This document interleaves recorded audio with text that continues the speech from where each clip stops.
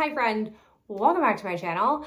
There is a lot, as always, of just general empties. So let's not waste any time and dive into some body care that we have used up in this household. Let's start with a non-Bath & Body Works shower gel that Ben finished off, and it's the Everyman Jack Harry Potter collection.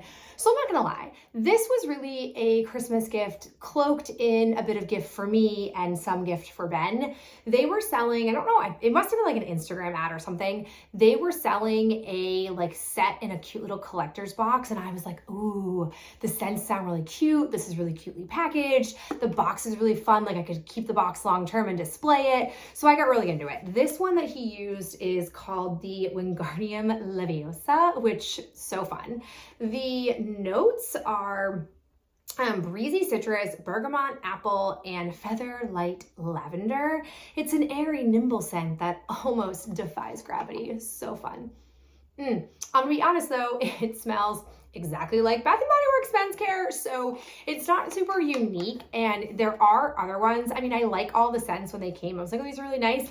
I don't know if we're gonna switch over from Bath & Body Works men's care to the Everyman Jack company, but it was a fun deviation. You'll see more of these, and I'm just it was like a nice crossover of men's stuff and Harry Potter and fandom and me being a fangirl. My husband does not care either here nor there, but anyways, we're using them. You'll keep seeing them as I kind of disperse them into the shower. I then have two bar soaps. The first I have is my second of the Dove limited edition holiday treats peppermint bark. I already talked about in depth about how much I disliked how this played out. I decided because truthfully, it's not really peppermint bark scented. It's more just like an overspray of peppermint bark. And once you shower 5 times or so with this, it just becomes a almost unscented bar of soap. I figured I would just pull it out and use it back to back.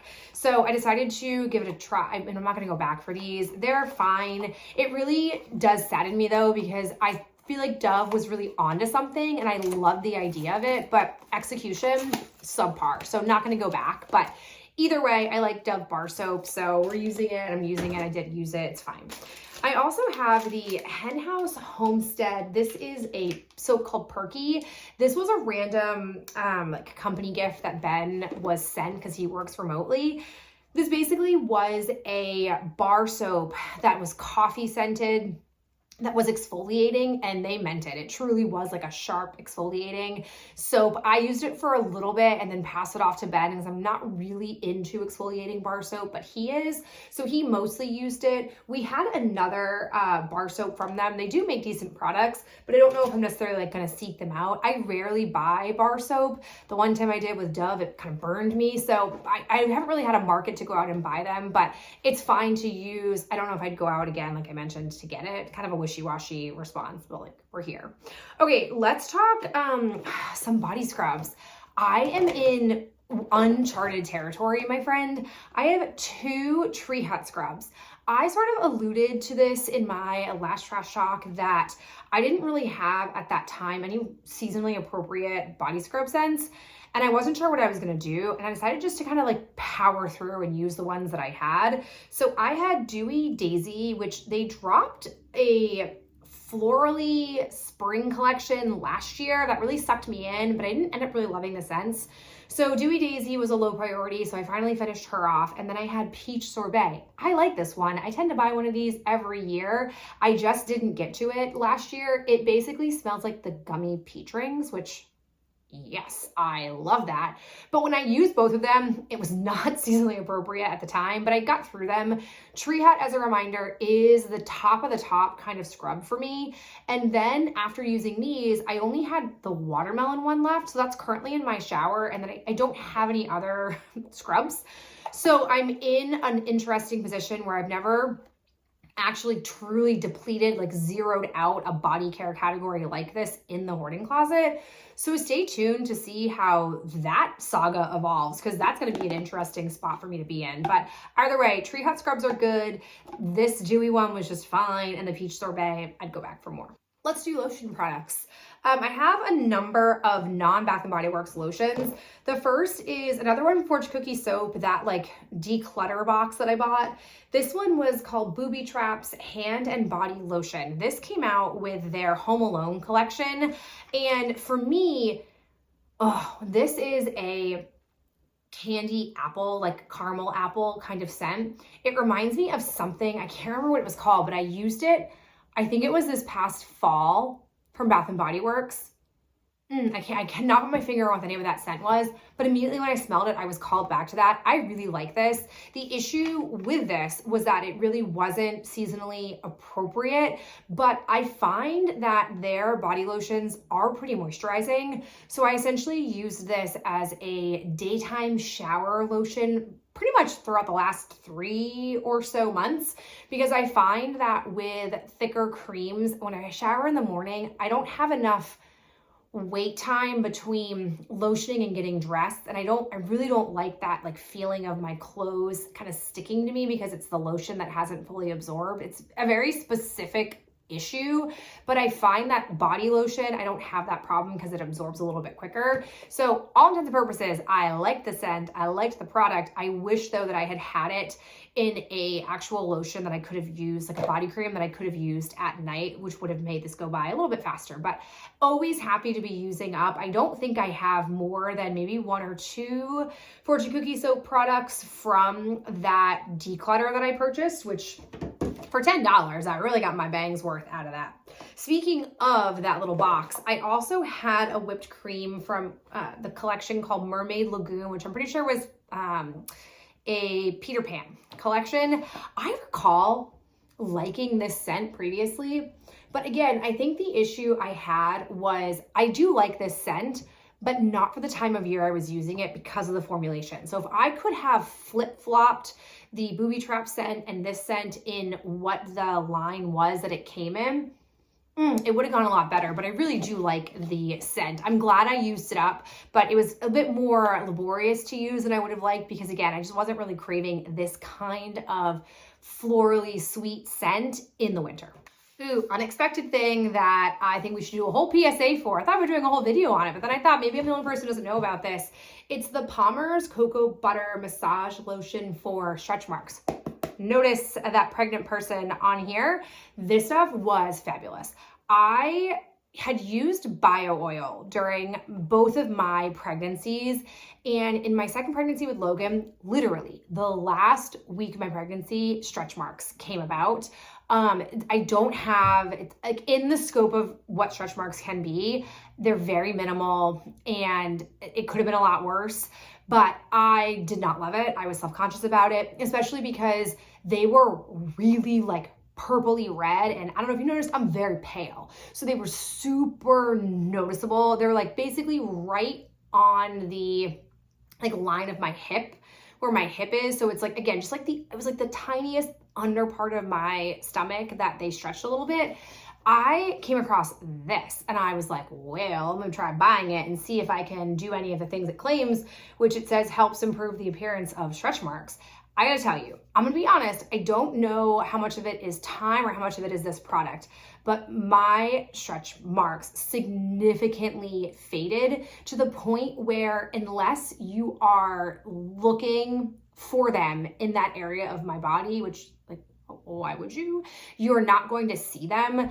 I don't know, again, if that would have been the case if I had just used regular lotion and allowed time, or if this really did the trick.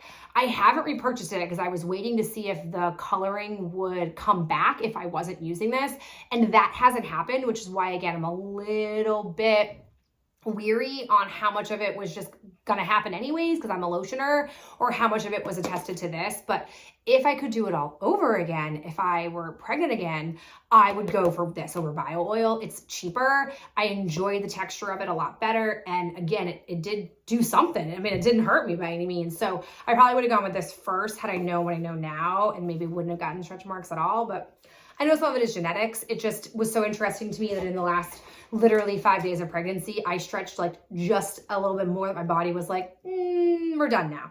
So fun. The sacrifices you make for your children. All right, a few more lotion products. I really narrowed into tubs, and I finally forced myself to use the Soap and Glory Smoothie Star Body Butters.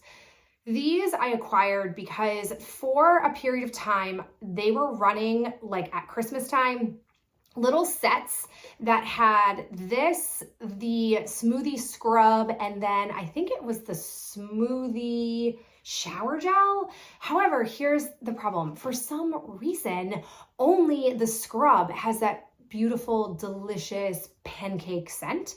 The other products in that trio have this almond and vanilla scent, which it's like baby wipes.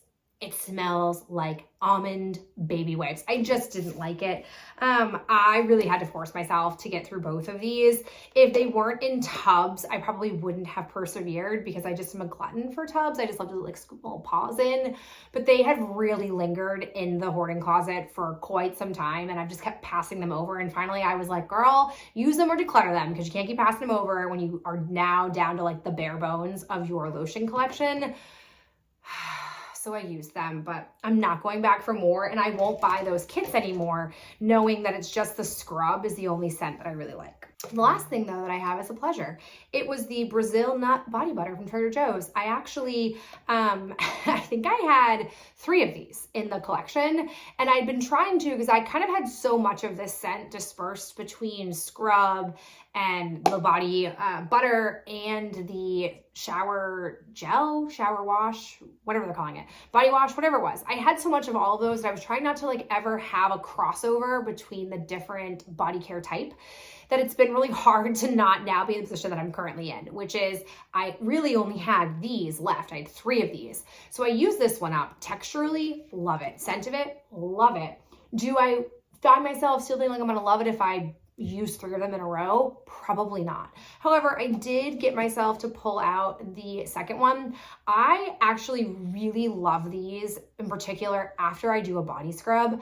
I feel like they are so hydrating, and like it makes my skin so silky smooth. I just love it. I think I'll probably delay using the third one that I have until like much later in life, because after using the second one, I think I'll be all done wanting that particular scent. But super lovely. I feel like coming up soon, this will hit Trader Joe's stores. If you at all like the idea of this scent, the Sol de Janeiro Boom Boom Cream, go for this. In any variation, it is all very lovely, and I do really like it. All right, let's do a couple of small categories. I've got some hair. First, I have this wave spray. This was super annoying to put back in my closet, because at the end of hair curling season, like at the start of fall, I had about this much left, but the weather turned so quickly that I knew I wasn't gonna do any more hair curling. Like I knew it was basically one use that I had left, but I was like, I don't really like leaving my house with wet hair when it gets cold. It just in general, it really irks me. So I just put it in the hoarding closet and have just let it sit there as a number for forever. But today I decided to just crack in. And I think if the weather stays like it has been during this week, I probably will be fully into hair curling season. So I finished this one off. It's not like a huge victory, more just like it stared at me every time I'm done the count to be like, you really have this one product which has one use and it's counting as a whole item, but whatever. It's worked through. I really do love it. It is expensive. It annoys me how expensive it is. And I kind of gotten to a point where I make a purchase when they're on some kind of sale, and I sort of say to myself, that's it for the season. And if you deplete that, you need to find an alternative. I can get pretty far with it, but I love it so much because it exists and holds my curl throughout any kind of weather. And it gets real muggy up here in the Northeast. So I find that that's the biggest difficulty for my hair to hold its curl, is if it's too muggy and the product isn't strong enough, it will sort of just like frizz out, which really isn't cute. The wave spray does not allow that frizz out to happen, and I appreciate that. Other thing that I've had for what feels like eons. It's the Briogeo Roscaro Blow Dry Perfection and Heat Protectant Creme. This I got in a beauty box. Couldn't tell you which one, but I haven't gotten a beauty box in 5-6 years. I still had this puppy working through. I really had to force myself to use it. The reason it kind of lingered so long was I really don't blow dry my hair. And when I go to straighten my hair, I'm much more prone to prefer a spray, because this makes sense in the context of somebody who is drying their hair, because cream won't necessarily like dry down as quickly. But I basically just said to myself, gotta do it. So once I finished off my Tresemme spray, I didn't allow myself to buy another one until I finished this off. You really do get a lot of bang for your buck in that sense, because you don't need a lot to kind of get your hair coated. But it's not for me. The formulation is just not my cup of tea. I wouldn't buy it. And then another not my cup of tea is this. This is the Sephora Cleansing Scalp Scrub for Hair.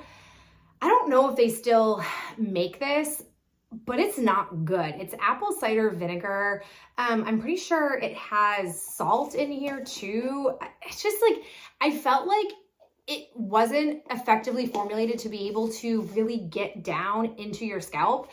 The scrubbing particles were like kind of big, and it was just like overall a clunky formulation where I felt like I couldn't really get it down in my scalp. And then I'd go to rinse it out, and inevitably like the taste of apple cider or salt would somehow get into my mouth or my eyes. And then like inevitably when I was combing my hair or like putting my hair up after, there was always like salt pieces in there that I was like, is this a scab, or like, what is this piece of damage? Like, what is that? And it ended up just being like pieces of salt, but it wasn't a fine enough salt.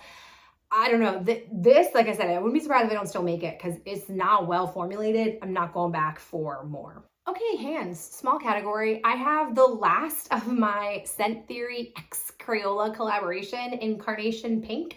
They say it smells like fresh flowers and sweet berries. It was nice. I really did like this. I think it was a really cute collaboration. The scent of it was really nice. Just like a basic fruity floral scent. But I really don't think the texture of this, there's not enough body in these for me to feel like one pump was doing enough to really like clean my hands. If it had a little bit of a stronger or firmer amount of foam that didn't feel like it just like faded away really quickly, I might be more of a Scent Theory person, but I really just got sucked in by the collaboration and probably won't happen again. But well done to them. I think it was really cute. I've also got a Sephora hand mask, the mango hand mask. As always, I don't care what the fruit or the like mechanism is, they all kind of do the same thing for me. They're really nice at helping combat dry hands. Fortunately, it feels like I'm out of dry hand season, but I did recently do some spring cleaning. And even though I wore gloves as I was washing my walls and my like baseboards, tell me you're a homeowner without telling me you're a homeowner, am I right? I still feel like my hands are a little bit dry. So I might pull out a hand mask to help restore them, but they really are very lovely to use at night and to then like help your hands kind of combat crackiness and dryness and redness. Like I really go through it in the winter, so I really do like those. And then lastly, it's the Purell hand sanitizer foam. It's the Essential Protection Moisturizing 2-in-1.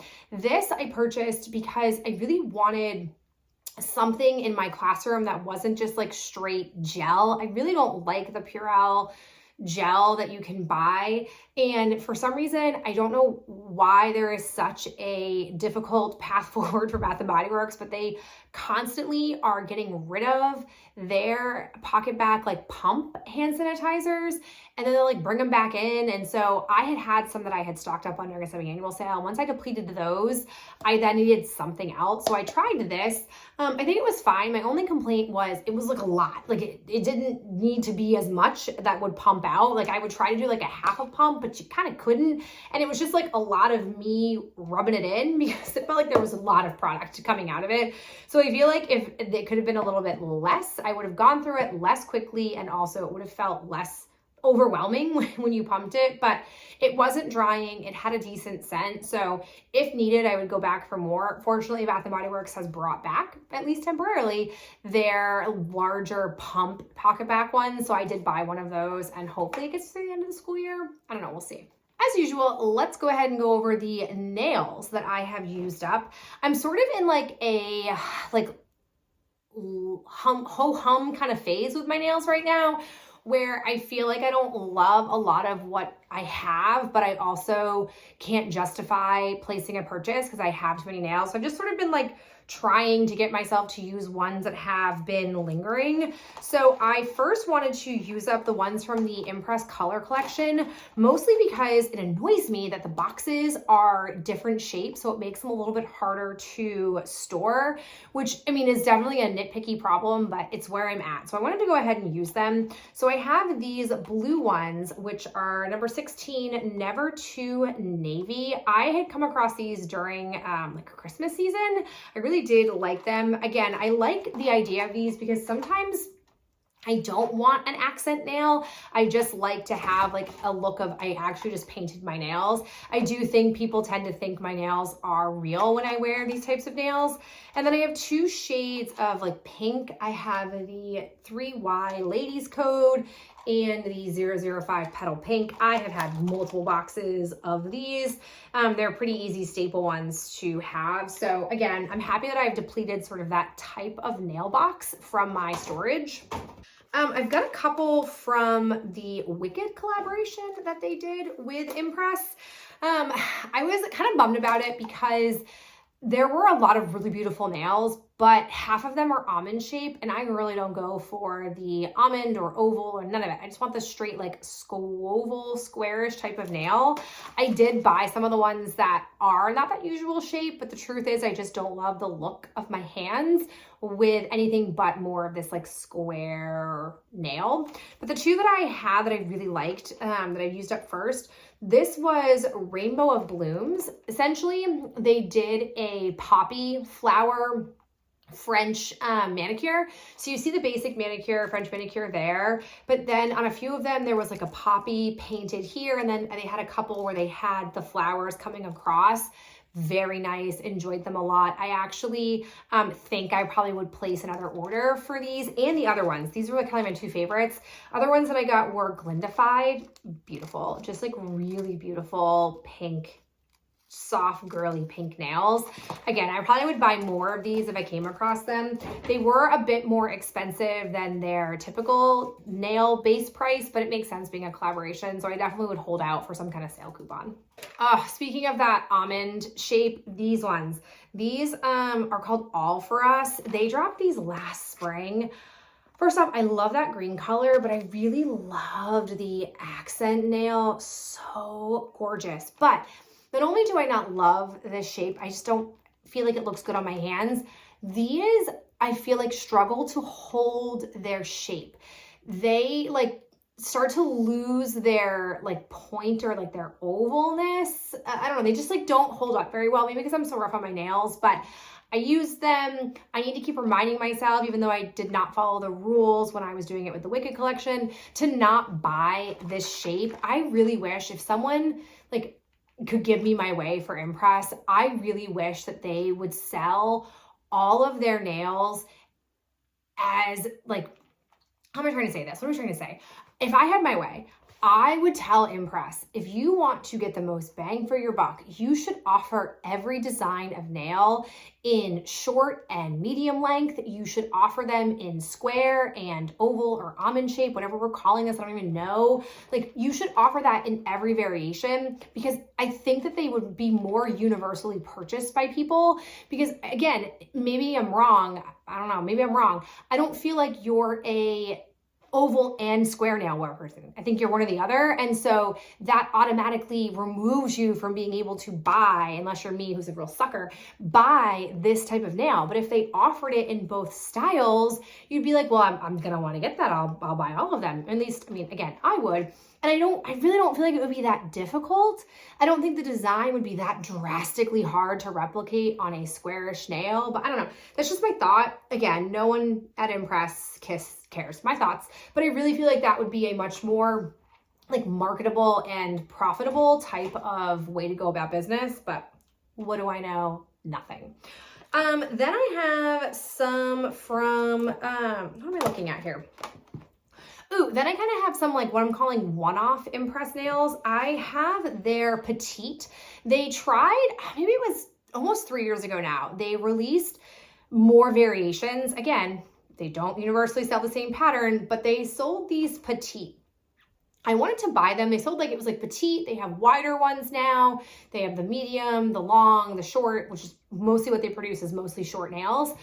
So I was like, let me try the petite ones. I'm just like really curious. Here's what I've discovered about them. One, I would say that the Impress Petites really in length are similar to the Dashing Diva Magic Press short nails.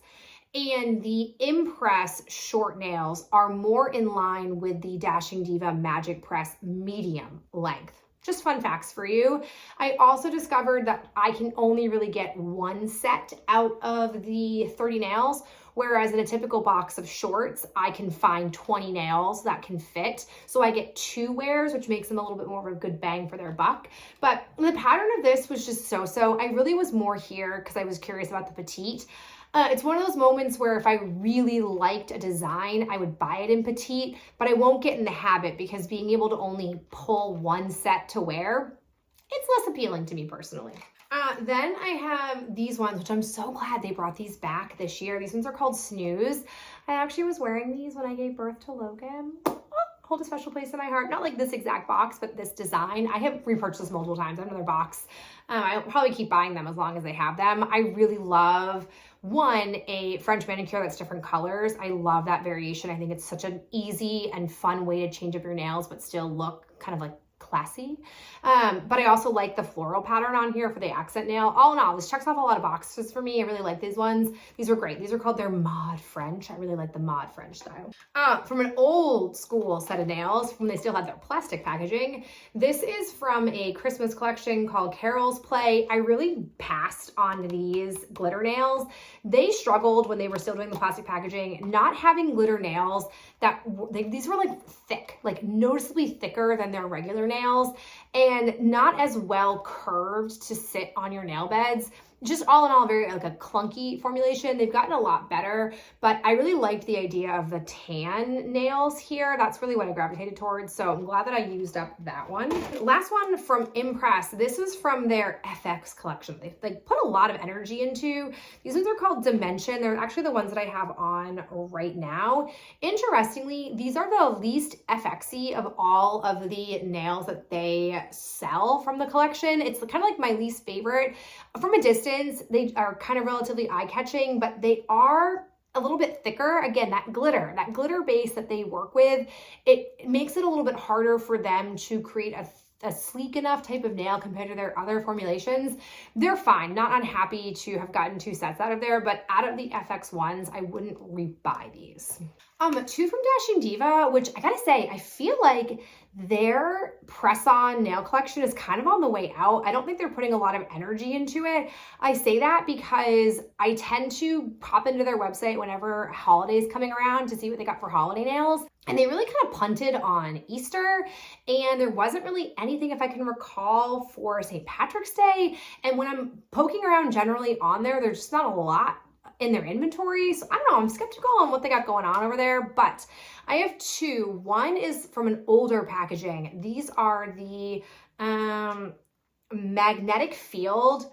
I feel like I probably got these at a TJ Maxx for a while. TJ Maxx, I think when they were getting rid of this kind of packaging, were selling these. These were nice, they were fine, but nothing super special that I loved. And then the other ones, very interesting. They kind of always copy the homework of Impress and vice versa.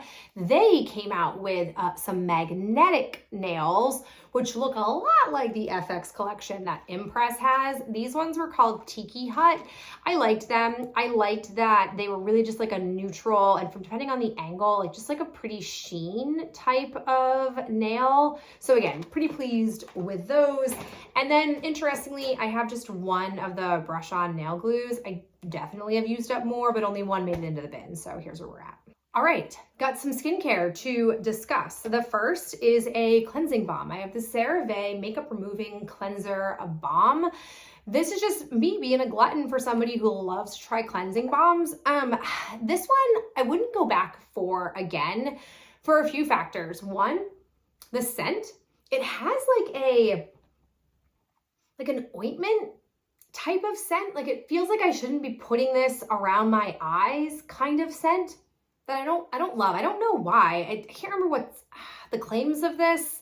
I also feel like it wasn't the most effective at taking off mascara. I would notice in particular that when I would go to scoop it out, I was trying to like really break the product down. It wasn't necessarily creamy. And so I would try to like break it down a little bit. And then when I would put it on my eyes, I'd feel like that I could easily like wipe it and have it not really effectively get emollient enough to break down and like work with the mascara. Other parts of my makeup was fine, but the mascara was always a little bit iffy. I think it's probably better suited for me to use in the shower, which is where I typically take my makeup off, but I particularly would bring this with me when I traveled. It was just like the perfect size actually for a cleansing balm, although I will say price per usage pretty high up there for how little you get, 1.3 ounces.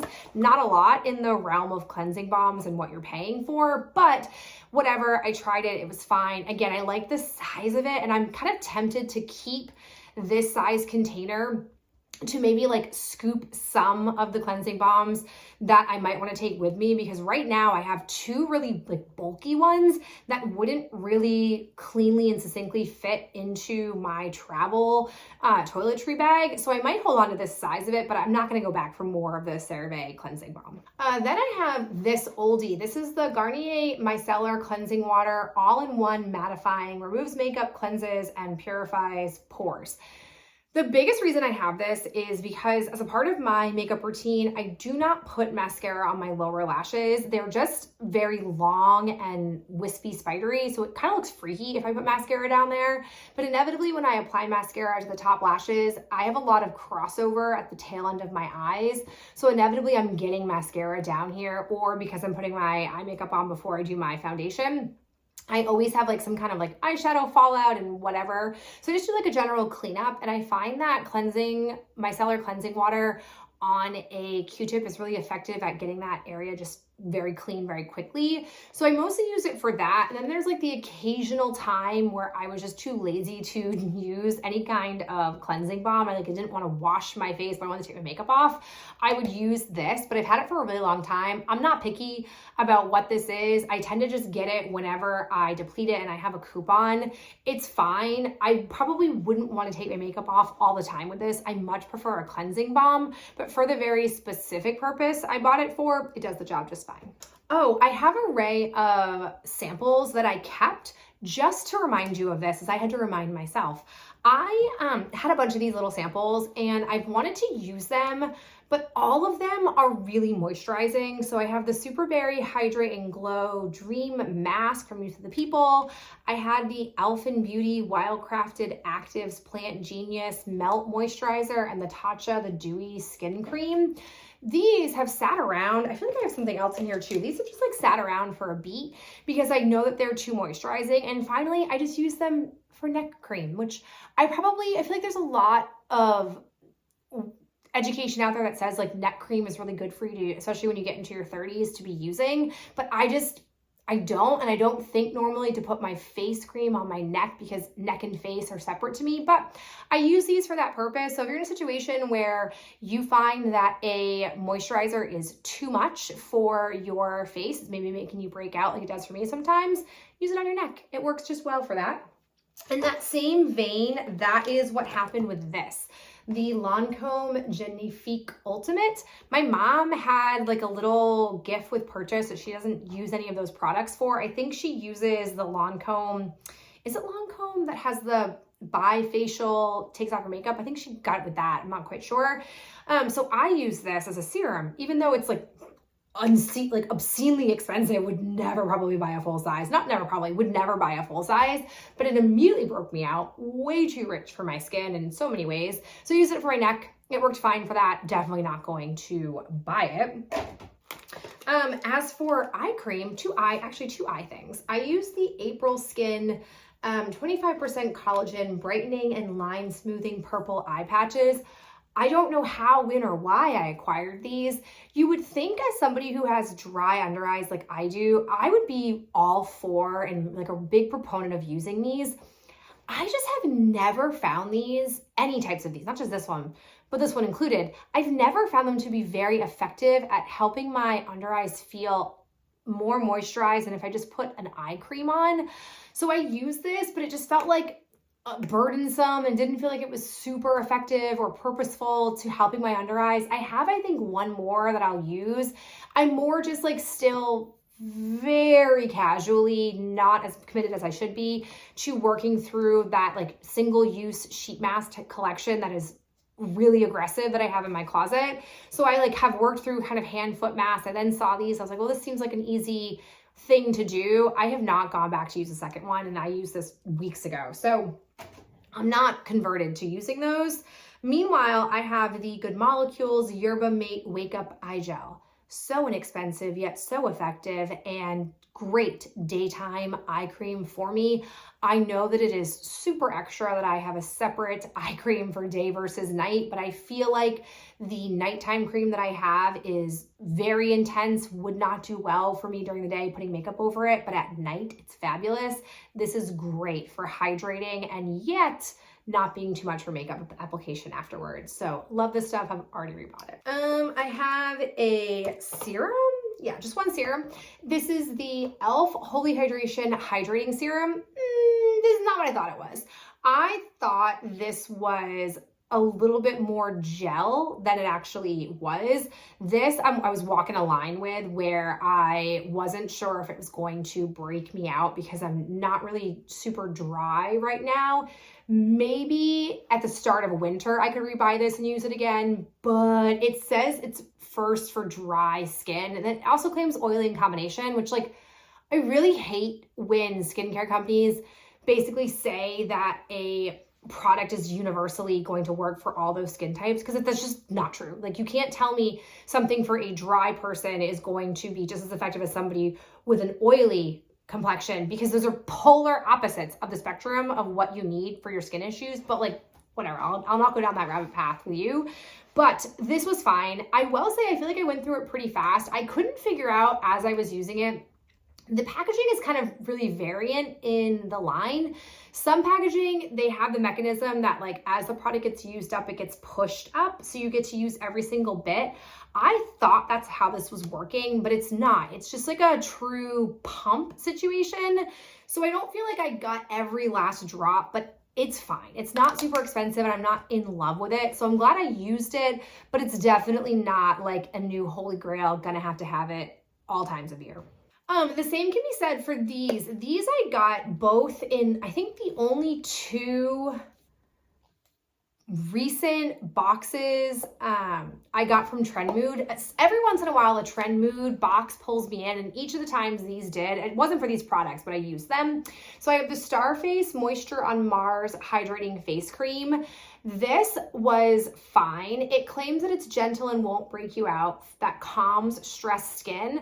I don't know if it calms stressed skin, but it did not break me out. So I like it for that.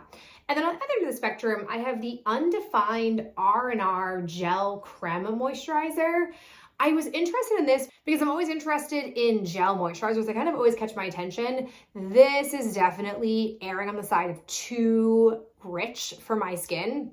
I really think it's really meant for people with dry skin who want a gel-like texture. This is not the category I find myself in. So I'm not gonna go back for either one of these, but I'm happy that I use them because I've had them for a bit. And the final thing from the skincare category is this one cleanser. It's the e.l.f. Blemish Breakthrough Acne Clarifying Cleanser, 1% salicylic acid, acne treatment with niacinamide and zinc PCA. I don't know what that is.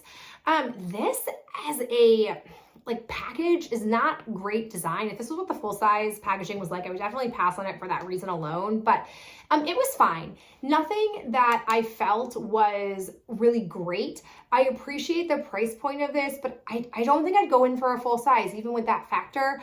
I really am somebody who is more willing to spend a bit more on a higher price face cleanser. I think that that has shown to be the most effective for helping my skin maintain its non-acne status, like to just like stay at base. I feel like a cleanser really is important to my skin's general well-being. And so this, while it didn't harm me, didn't really help me either. It didn't feel like it really helped me. So I'm not subscribing to it, but it is nice. I am enjoying trying the many offerings that e.l.f. has in their different collections. Okay, the last category is the children's category. So I'll make it real fast as we've been here for a beat. 2 products from Eucerin. I have the Eczema Relief Cream and the Eczema Relief Cream and Body Wash. They're both nice. This is thick. I think I prefer the Vanny Cream over this, but the Body Wash, I think I prefer out of everything that I can get right now at CVS. This is what I prefer the most. It's either this or the Dove Dermacare Soothing Wash. It's the colloidal oatmeal. Either one of these is good, but I feel like we go through this pretty fast, whereas this, while it's expensive, I can coupon all of these things at CVS, so all of these are good.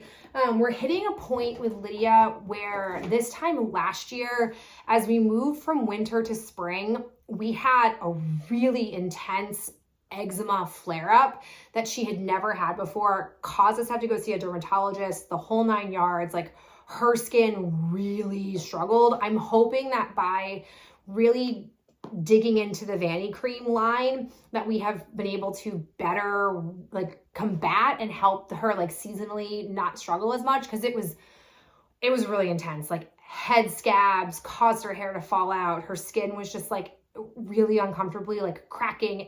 It was awful. I felt like I couldn't do enough to help her. It was a lot. So I'm hoping that we've discovered like the right type of products to help her not have those flare-ups, because I don't want to repeat that process again. It was bad. Okay, then the other washing product that we have is the Honest Conditioner. I have to say, I feel like the Honest Conditioner is one of the only ones, I don't know, that I've come across that's truly like a kid's conditioner. Most kids' hairlines don't include conditioner, but I got a kid with like some curly hair. I used the Aveeno curling products, like their line one time. They had a conditioner in there, but I like the pump of this. I like the formulation. It's easy to use. It doesn't go by too quickly. So I will buy this again. I actually do repurchase it in a different scent. So it's a good product. I do like it. And then just for like some fun things we do in our baths and showers, we have the Crayola paints. So we have the Sky's the Limit Blue, the Radical Red, which I don't think I'd do the red again. It was it like looked like blood. It was a dark red. It was a little off-putting. And then the Screaming Green, also got these. I recently learned that these are at Dollar Tree, which is where I was first buying them, but Walmart very sneakily now sells them for just $1, whereas Dollar Tree sells them for $1.25. So if you care about saving 25 cents, get them at Walmart. But this is what I have to offer. Lydia really loves these. I put them in the shower or tub for her all the time. And then I recently came across one of these Crayola blue, yellow, green color twist bath bombs. Fun color reveal. It was not. It didn't really have a lot of reveal, but it was fun. Turned our water blue. She liked it. She's asked for more of these since then, but I use them very sparingly because with eczema, we're not supposed to use a lot of, like, we don't use bubble bath anymore because of her flare up last year. And I think she does miss it, but it just wasn't helping her skin. So I sparingly will use these, but it was just like a fun, something different instead of having paint one day in the tub. So that is what we had there. All right. I need to like drink a lot of water now because that was so many products. I say this every time. I try really hard to not have these get so out of control, but alas, they get out of control and here we are. So thank you for hanging with me for a really long time. I appreciate you so much. And famous last words, I'm gonna try real hard to not have it be so out of control, but it never seems to work out. But either way, thank you for being here. I hope you're having a great day and I'll catch you in my next video real soon. Bye.